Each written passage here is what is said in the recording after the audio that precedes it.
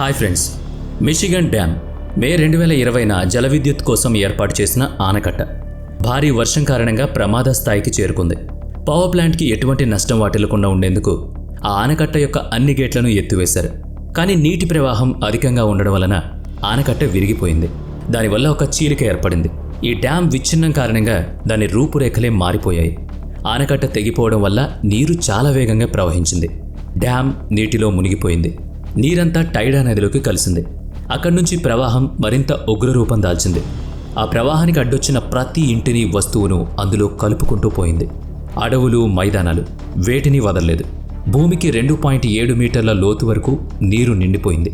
మిచిగాన్లో ఇదే అత్యంత ప్రమాదకర ఘటనగా చెప్పుకుంటారు. త్రిగోజెస్ డ్యామ్ చైనాలో నిర్మించిన అతిపెద్ద హైడ్రో ఎలక్ట్రిక్ ప్లాంట్. ఈ డ్యాంలో 39.3 కిలోమీటర్ల నీరు హైడ్రో ఎలక్ట్రిక్ ప్లాంట్ కోసం నిల్వ చేసి ఉంచుతారు. ఈ డ్యామ్ 2335 మీటర్ల వెడల్పు, 150 మీటర్ల ఎత్తులో ఉంటుంది. ఎంత పెద్ద డ్యామ్ అన్నది మనం ఊహించుకోవచ్చు. 2020 జూలైలో వచ్చిన వరదల కారణంగా ఇందులో నీరు 167 మీటర్ల ఎత్తుకు ఎగిసింది. ఈ భారీ ఆనకట్ట యొక్క కాంక్రీట్ గోడ శక్తి 65.5 మిలియన్ టన్నులు. అది కూడా ఈ నీటి ప్రవాహాన్ని ఆపలేకపోయింది. ఆ కాంక్రీట్ గోడ కూడా వంగిపోయింది. చివరికి 19 జూలై 2019న ప్రభుత్వం ఆ నీటిని బయటకు వదలడానికి అనుమతినిచ్చింది. ఆ ఆనకట్టుకున్న 11 గేట్లను తెరిచివేయడం వల్ల సెకనుకి 49.2 మిలియన్ లీటర్ల నీరు ప్రవహించింది.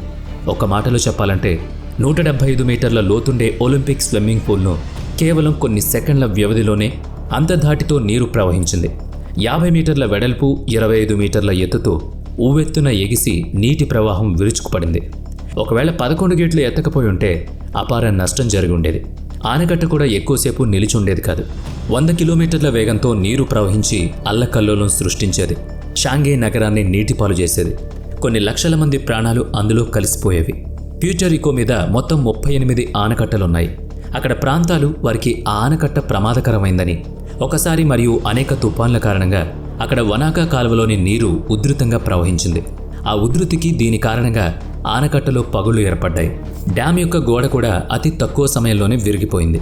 దాని చుట్టూ బలమైన నీటి ప్రవాహం వలన చుట్టుపక్కల ప్రాంతాల్లో ఉన్న 70,000 మంది ప్రాణాలు అరచేతిలో పెట్టుకుని పరుగులు తీశారు. ప్రజల జీవితాలను అస్తవ్యస్తం చేసింది ఆ తుఫాన్. ఆఖరికి ఏదో విధంగా నీటిని ఆపగలిగారు.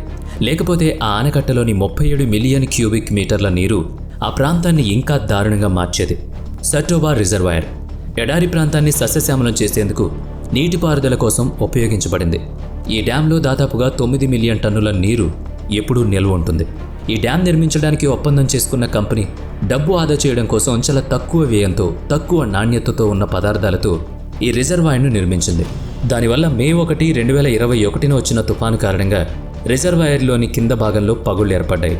డ్యామ్ నీరు 610 చదరపు కిలోమీటర్ల వరకు వ్యాపించడమే కాకుండా పక్కనే ఉన్న కజకిస్తాన్ను సైతం ముంచేసింది. పంట పొలాలు మొత్తం నాశనమయ్యాయి. అయితే గుడ్డిలో మెల్లలాగా అక్కడి వారికి కొట్టుకొచ్చిన నీటిలో క్యాట్ ఫిష్ దొరకడం వల్ల దాంతో లాభాలను పొందారు. లోయెస్ డ్యామ్, ఇందులో 16 హైడ్రో ఎలక్ట్రిక్ ప్లాంట్లున్నాయి. వాటిలో 2 ముందే పాడైపోయాయి. 2017లో యాంగ్వాన్ సంభవించిన తుఫాను కారణంగా మొదటి ప్లాంట్ నాశనమైంది. పూర్తి ఆనకట్టను కూడా నిర్మించలేకపోయారు. దీనివల్ల 50 లక్షల క్యూబిక్ మీటర్ల నీరు బయటికి ప్రవహించింది. దాని ప్రవాహానికి అడ్డు వచ్చిన ప్రతి దాన్ని కలుపుకుంటూ వెళ్ళింది. ఆ తర్వాత సంవత్సరం వచ్చిన మరో తుఫాను కారణంగా లియోస్లోని దక్షిణ తూర్పు ప్రాంతం అంతా నీట మునిగింది. డ్యామ్ యొక్క 2వ భాగం విరిగిపోయింది. దానివల్ల 5 మిలియన్ క్యూబిక్ మీటర్ల నీరు బయటికి ప్రవహించింది. 2017లో సంభవించిన తుఫాను కన్నా 10 రెట్లు ప్రమాదకరమైన తుఫానది. దానివల్ల ఎంతోమంది ప్రాణాలు కోల్పోయారు. ఎన్నో ప్రాంతాలు కనుమరుగైపోయాయి. ఇప్పుడు లావోస్లో దాదాపు 50 ఆనకట్టలు నిర్మిస్తున్నారు. ప్రకృతిని అవి ఎంతవరకు తట్టుకోగలవు అన్నది సమయమే నిర్ధారించాలి. Sayano Shushenskaya dam 17 August 2009. ప్రతిరోజులాగే ఆ రోజు కూడా సామాన్యంగానే గడిచింది. కానీ రాత్రి 8 గంటల 13 నిమిషాలకు డ్యాంలోని టర్బైన్ విరిగి పడిపోయింది. దానివల్ల నీరు చాలా వేగంగా బయటికి ప్రవహించడం మొదలుపెట్టింది. ఈ టర్బైన్ను నిర్మించిన గోడ కూడా నిమిషంలోనే నీటిలో కరిగిపోయింది. దానివల్ల నీటి ఉధృతి ఎక్కువై పార్కింగ్లో ఉన్న వాహనాలు కూడా కొట్టుకుపోయాయి. మొత్తం షార్ట్ సర్క్యూట్ వల్ల ఆ ప్రాంతం అంతా చీకటి కోణంగా మారిపోయింది. హైడ్రో ఎలక్ట్రిక్ ప్లాంట్ కూడా నిష్ఫలమైంది. అన్ని గేట్లను తెరిచినా కూడా నీటి ఉధృతి ఆపడం అసంభవం అయింది. టర్బైన్ విరగడం వల్ల 4,000 టన్నుల చమురు కూడా బయటకు వెళ్ళిపోయింది. ఇందులో దాదాపు $100 మిలియన్ నష్టం వాటిల్లింది. మళ్లీ దీన్ని పునర్నిర్మించడానికి 5 సంవత్సరాల కాలం పట్టింది. రుజా డ్యామ్. ఒకసారి ఊహించుకోండి, మీరు ఇంట్లో కూర్చుని తీరుబడిగా టీవీ చూస్తున్నప్పుడు మీ ఇంట్లోకి ఒక్కసారిగా నీరు ప్రవహిస్తే ఎలా ఉంటుంది? అచ్చం అదే సంఘటన రష్యాలో జరిగింది. రష్యాలోని రుజా నగరంలోని వంతెన భారీ వర్షాల కారణంగా తెగిపోయింది. నిజానికి అక్కడ ఎప్పుడూ భారీగానే వర్షాలు పడుతూ ఉంటాయి. అందుకోసం పక్కాగా డ్రైనేజ్ వ్యవస్థను కూడా ఏర్పాటు చేసుకున్నారు. అయితే ఆ డ్రైనేజ్ మొత్తం చెత్తా చెదారాలతో నిండిపోయి నీటికి అడ్డంకిగా మారడంతో నీరు బయటికి వచ్చి ప్రవహించడం మొదలుపెట్టింది. దానివల్ల కొన్ని కోట్ల రూపాయల నష్టం వాటిల్లింది. ఖరీదైన కార్లు, బిల్డింగ్లు అన్నీ నీటిలో మునిగిపోయాయి. ఆ నీరు దగ్గరలోని ట్యాంకీ నదిలో కలవడం వల్ల ఉధృతి ఎక్కువ అవడం, వంతెన తెగిపోవడం మూలంగా మరింత నష్టం చవి చూడాల్సి వచ్చింది.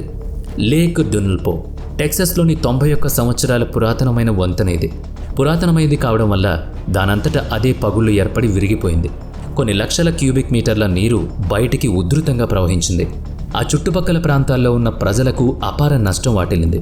కొన్ని వేల కుటుంబాలు నిరాశ్రయంగా మారాయి. ఇప్పుడు అక్కడ కేవలం ఆ పాత వంతెన యొక్క ఆనవాళ్లు మాత్రమే ఉన్నాయి. బ్రుమాడినో డ్యామ్. బ్రెజిల్లోని ఈ వంతెన పారిశ్రామిక వ్యర్థాల కోసం నిర్మించారు. కేవలం మట్టి, సిమెంట్తో మాత్రమే నిర్మించిన ఈ డ్యామ్ ఎంత ఒత్తిడి వరకు తట్టుకోగలదు? పైగా ఈ వంతెన చుట్టూ ఒక నది కూడా ప్రవహిస్తుంది. ఒకసారి ఆ నది నీరు అపారంగా ప్రవహించడంతో వంతెన కూలిపోయింది. దాంతో పారిశ్రామిక వ్యర్థాలు అన్నీ బయటికి రావడం మూలంగా చుట్టూ ఉన్న ప్రాంతాల ప్రజలు తీవ్ర ఇబ్బందులు ఎదుర్కొన్నారు. చాలా వేగంగా ఆ నీరు ఇళ్లలోకి కూడా ప్రవహించడం వల్ల ఎంతోమంది ఆ ప్రాంతాన్ని ఖాళీ చేయాల్సి వచ్చింది. జోవిల్లీ డ్యామ్. ఒకసారి ఇక్కడ ప్రవాహం చూస్తే ఎవరికైనా నైలు నది గుర్తుకొస్తుంది. 2017లో ఇక్కడ చాలా వర్షాల కారణంగా డ్యాంలోని నీరు ఎక్కువగా పెరిగింది. దాదాపు $1.1 బిలియన్ నష్టం కూడా వాటిల్లింది. ఈ ఆనకట్టను కాపాడుకోవడం కోసం పూర్తి గేట్లని తెరిచారు. కేవలం 1 సెకండ్లోనే 2831 మీటర్ల నీరు ప్రవహించడం ప్రారంభించింది. బలమైన ప్రవాహం కారణంగా అది డ్యామ్ స్పిల్వేని దెబ్బతీసింది. దీని కారణంతో భారీ గుంత ఏర్పడింది. మనిషి ఎంత సాంకేతికతను అవలంబించినా, అలవాటు చేసుకున్నా ప్రకృతి ముందు ఎప్పుడూ ఓడిపోతూనే ఉంటాడు. దీనికి ఈ సంఘటనలే ఉదాహరణ.